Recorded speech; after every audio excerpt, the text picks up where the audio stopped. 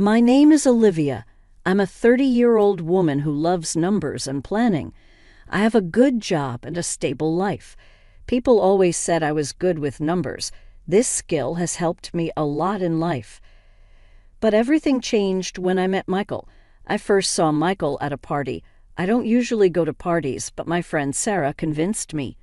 "Come on, Olivia, you need to get out more," she had said. At the party, I was standing alone, holding a drink, when Michael walked up to me. He was tall and had a smile that made people feel at ease. "Hi, I'm Michael. I don't think we've met," he said, extending his hand. I shook his hand. "I'm Olivia." "So, Olivia, what brings you here?" he asked. I shrugged. "My friend dragged me here. I'm not much of a party person." "Neither am I," Michael laughed. "But sometimes it's good to get out of your comfort zone." We talked for a while. Michael was easy to talk to. He listened to me and made me laugh. He told me about his job at a local bookstore and his love for old movies. I told him about my job as an accountant and my love for puzzles. As the night went on, we found ourselves sitting away from the crowd, lost in our conversation. It was strange. We were so different, yet we connected so easily. When the party ended, Michael asked for my number. "I'd like to see you again, Olivia. Maybe we can go for coffee." I hesitated, but then nodded. "Sure, that would be nice." We started seeing each other after that night. We went on dates, watched movies, and talked for hours. Michael was charming and kind. He made me feel special. But there was one thing that bothered me. Michael didn't plan much. He lived in the moment, which was the opposite of me. I loved to plan everything. It made me feel in control. One day I brought this up, "Michael, don't you think you should plan more? It's important to have a plan." Michael just smiled. "Olivia, I like the way I live. Planning is good, but sometimes you have to just go with the flow." I didn't understand it, but I liked him too much to argue. Months passed, and our relationship grew stronger. One evening, Michael took me to a quiet spot by the river. It was a beautiful night. The stars were out, and the air was fresh. "Olivia," Michael said, turning to me, "I love you. I know we're different, but I think that's what makes us special.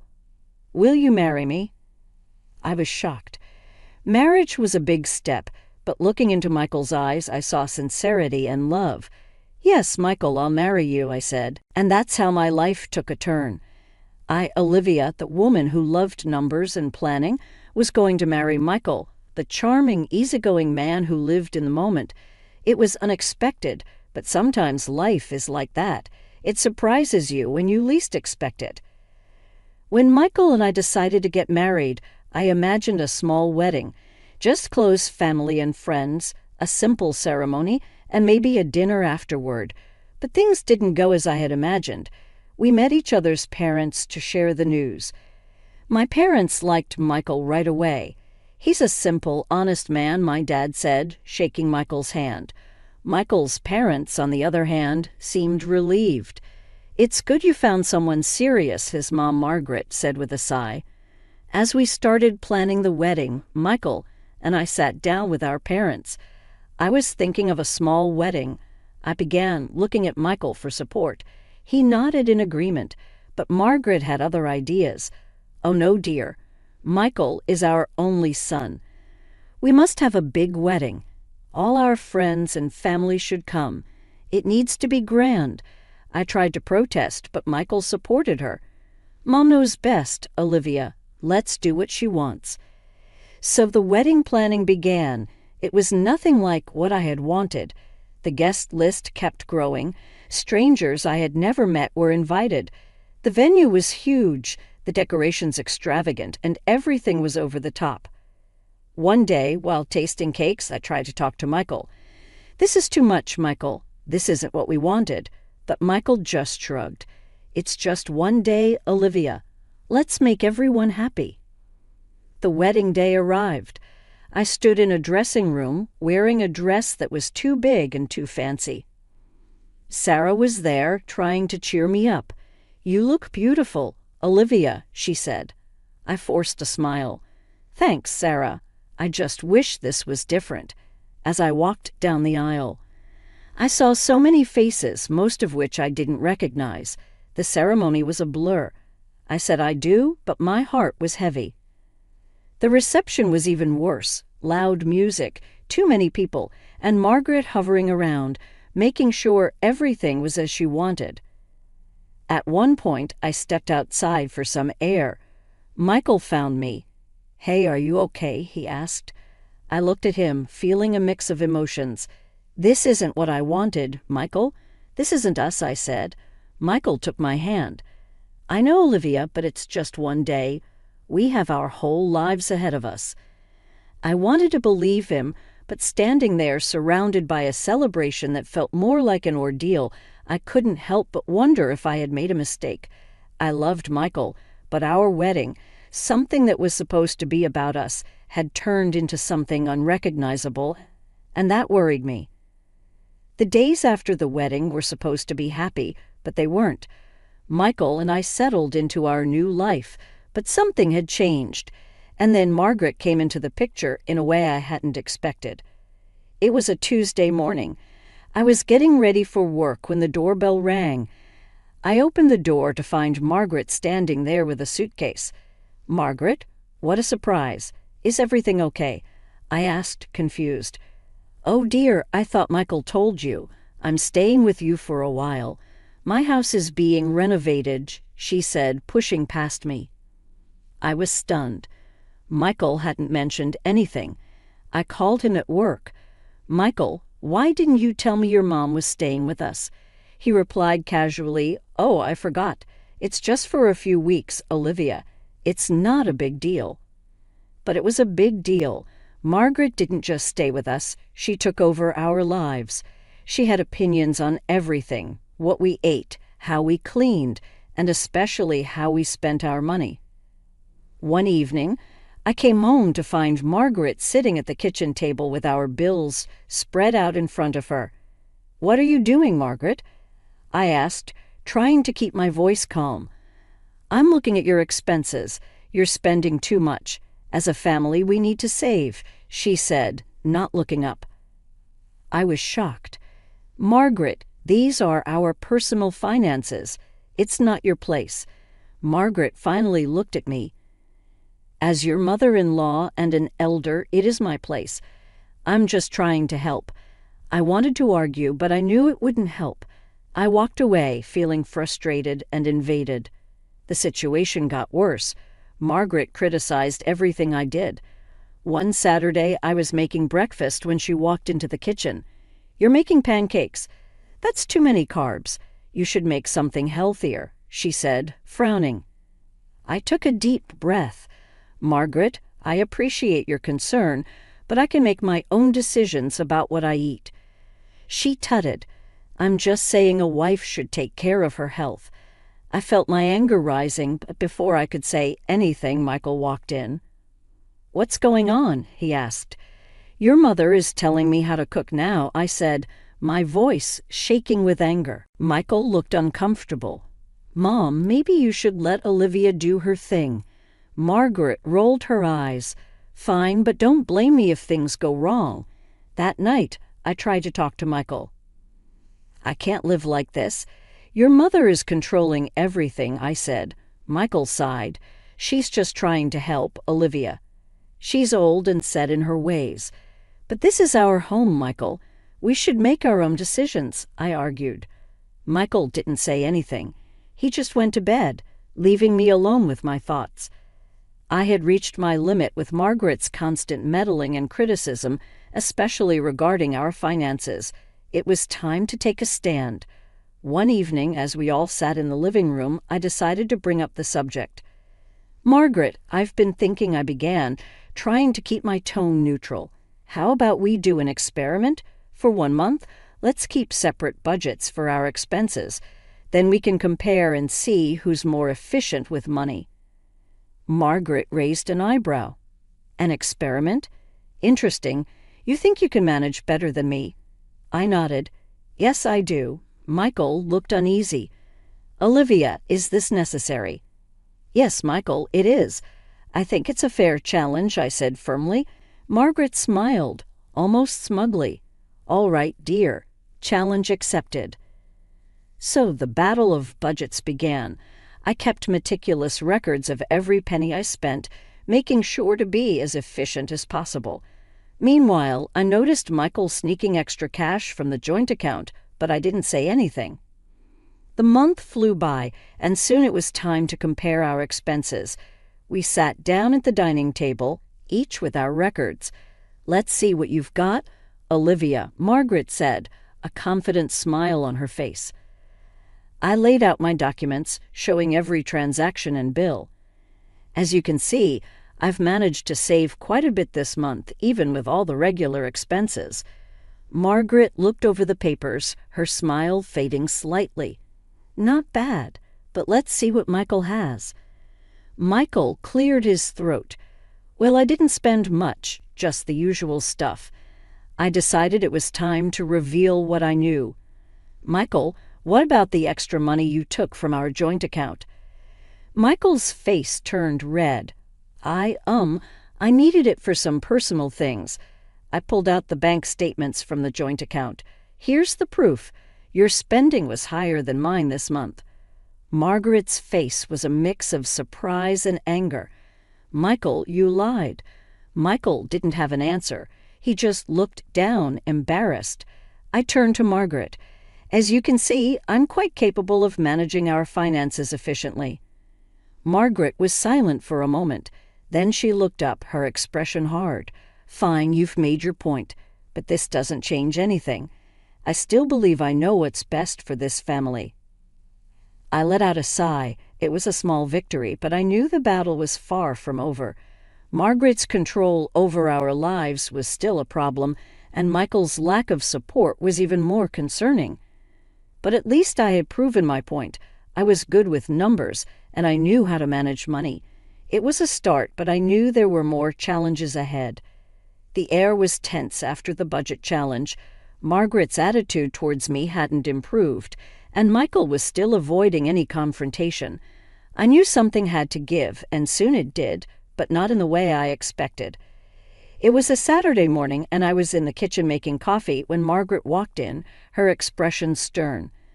"Olivia, we need to talk," she said, her voice sharp. I turned to face her. "Okay, Margaret, what's on your mind?" "It's about your attitude towards money. You're too controlling, too greedy. It's not healthy," she accused. I was taken aback.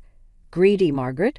I'm just trying to be responsible with our finances," I countered. Margaret shook her head. "No, you're hoarding. You don't want to share. You don't understand what it means to be part of a family." I felt my frustration rising. "That's not true. I work hard for my money, and I think it's fair to want to manage it wisely." Before I could say more, Michael walked in. "What's going on?" he asked. "Your wife," Margaret said. Turning to him, "She's too obsessed with money. It's not right." Michael looked at me, then at his mother. "Olivia, maybe you should ease up a bit. Mom has a point." I couldn't believe what I was hearing. "Michael, you're taking her side after all the evidence I showed you." Michael shrugged. "I just think we should all get along." That was the last straw. I stormed out of the kitchen and went to our home office. I pulled out the documents I had been keeping, proof of all the money Michael had been giving to Margaret without my knowledge. I gathered everything and went back to the kitchen. "Okay, you want to talk about money? Let's talk," I said, my voice steady but firm. I laid out the documents on the table, bank statements, receipts, everything. "Here's proof of all the money Michael has been giving you, Margaret, most of it from my earnings." Margaret's face turned red. "That's none of your business. He's my son, and he's helping his mother." I looked at Michael. "Did you think I wouldn't find out?" Michael looked away. "I just wanted to help her." I turned back to Margaret. "And what about the wedding? You wanted a grand affair. Who do you think paid for that? It was me, against my wishes." Margaret was silent, her mouth a tight line. I took a deep breath. I've had enough. This is not how a family should be. I work hard for my money, and I won't be accused of being greedy or controlling for wanting to manage it responsibly. Margaret looked at me, her eyes cold. So what are you going to do? I met her gaze. I'm going to think about what's best for me. This can't go on. With that, I left the room. I felt a mix of anger, frustration, and sadness. My marriage was crumbling, and the family I had hoped to be part of was nothing like I had imagined. It was time to make some tough decisions, but for the moment, I just needed some space to think and to breathe. The house felt colder. The walls seemed to echo my thoughts. I spent the next few days mostly in silence, contemplating my next steps. I knew a conversation with Michael was inevitable, and it came sooner than I expected. It was a quiet evening. Michael walked into the living room where I was sitting, a determined look on his face. "We need to talk, Olivia," he said. I nodded. "Yes, we do." He took a deep breath. "I've been thinking, and I've made a decision." I waited, my heart pounding. I want things to go back to how they were. I want to spend my money how I like. I don't want to argue about it anymore, he said.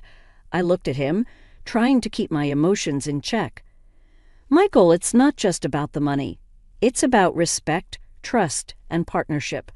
We're supposed to be in this together, I said. He shook his head. I can't live like this, constantly being questioned and judged. So I'm giving you an ultimatum. Let me spend without restraint or we get a divorce. His words hit me like a punch. I felt a mix of disbelief and clarity. You're giving me an ultimatum? I asked, trying to process. Yes, he said firmly. I took a moment to gather my thoughts. Okay, Michael, if that's how you see our marriage, then I agree to the divorce, I said, standing up with a sense of resolve. He seemed taken aback. You agree just like that? I nodded. Yes, just like that. I won't be part of a marriage where my partner doesn't respect me or our future together. I deserve better. For the first time. I saw a flicker of doubt in his eyes. Olivia, are you sure? I nodded. Yes, I'm sure. I want a partner who stands with me, not against me, and clearly that's not you. Michael didn't say anything more. He just turned and left the room. I sat back down, feeling a strange mix of sadness and relief. The path ahead wouldn't be easy, but for the first time in a long while, I felt like I was taking control of my life. The ultimatum was meant to corner me, but instead it had set me free. The house felt different after Michael left, quiet, empty, but it was a space I was ready to reclaim. I began by reorganizing, rearranging furniture and redecorating. It was therapeutic, a way of wiping the slate clean. One evening, while sorting through old photographs, my phone rang. It was Sarah, a dear friend I hadn't seen in months. Olivia, how are you holding up? Sarah's voice was warm, laced with concern. I'm managing, Sarah, just taking it one day at a time, I replied. I can't believe Michael did that, and his mom. I never trusted her, Sarah added. I let out a soft laugh. You and me both, but it's over now. I'm focusing on what's ahead. You're so strong, Olivia. Hey, why don't we catch up soon?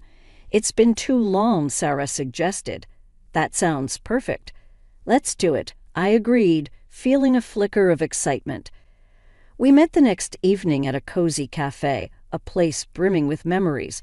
Sarah's presence was comforting, a reminder of life beyond my recent troubles. Olivia, I'm so proud of you. You're handling this like a champ, Sarah said as we sipped our coffee. I shrugged modestly. I don't have a choice, Sarah. I refuse to let this break me. You're amazing, remember? I'm always here if you need anything, she said, squeezing my hand across the table. I smiled genuinely. Thank you, Sarah. That means the world to me. Life gradually regained its rhythm. I reconnected with friends, found solace in quiet evenings with books, and poured myself into my work. I was rediscovering myself, piece by piece. Then one day, out of the blue, my phone rang. It was Michael. Olivia, I want to apologize. Can we talk? His voice was unsteady. I hesitated but answered, Go ahead, Michael. I was wrong, terribly wrong. Living with my mom, it's impossible. She's never satisfied, and I can't keep up with her demands. I don't have enough money. I need to come back home, Olivia, he pleaded. I took a deep breath, steadying my voice. Michael, I accepted your apology, but it changes nothing. We had our time and it's over now. I've moved on. Olivia, please, he interrupted, but I cut him off. No, Michael, this is my life, and I'm not going back to how things were. Take care of yourself. Hanging up, I felt a surge of empowerment. I had picked up the pieces of my shattered life, and I wasn't about to scatter them again. I was whole on my own, and that was all I needed. Months had passed since the divorce finalized, and each day felt like a step forward. The journey hadn't been easy, but it was mine, and I cherished every bit of it. My life had taken a turn, but I was in control now, steering it in a direction that felt right. One afternoon, as I sat in my office, crunching numbers, my phone buzzed. It was a text from my dad. Hey, Liv, how about dinner tonight? Just the two of us. I smiled and quickly typed a response. Sounds great, Dad. See you tonight. Dinner with my dad was always special. He was the one who taught me to be strong, independent. We met at our favorite diner, a place that felt like home.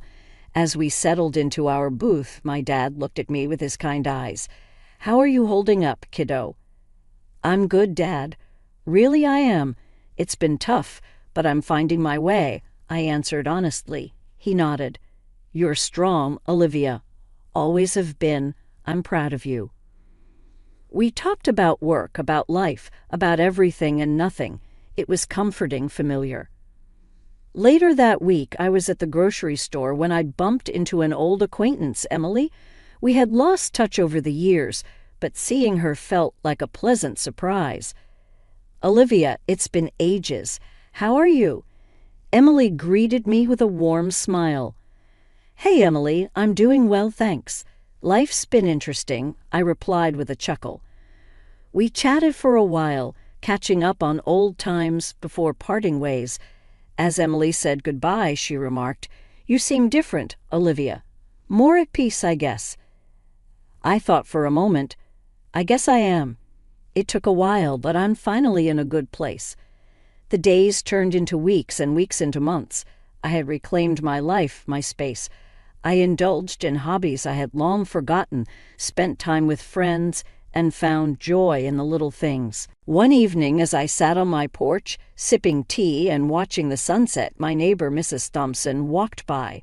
She was an elderly lady, always kind and observant. Good evening, Olivia.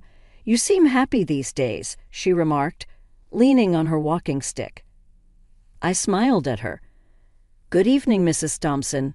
Yes, I am happy. It took some time, but I'm there. She nodded approvingly. Good for you, dear. Happiness is something we all deserve. As she walked away, I sat there, soaking in the calm of the evening. The journey had been long, filled with ups and downs. But as I looked back, I realized that every step, every stumble had led me here. I had lost a husband and a troublesome mother-in-law, but in return, I gained something far more precious, myself. I was complete just as I was, a calculator in my head and a heart resilient enough to start anew.